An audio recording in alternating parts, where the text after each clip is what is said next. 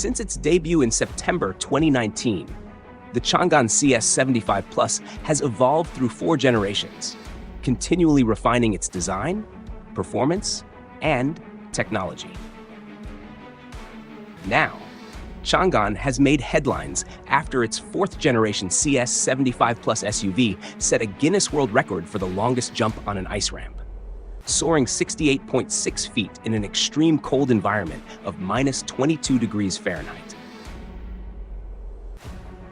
Guinness later certified the feat as the longest ramp jump by a petrol-powered SUV on ice, recording the attempt as having taken place on the set of CCTV2 Fengyun Chiche in Hulun Buir on 18 December 2025. As a reminder, the 4th-generation CS75 Plus is equipped with Changan's Tianshu Intelligent All-Domain Safety System, which includes electronic stability control and traction control system. In particular, the traction control system can monitor wheel dynamics and intervene in real time. In terms of powertrain, the 4th-generation Changan CS75 Plus is available in 2 engine versions.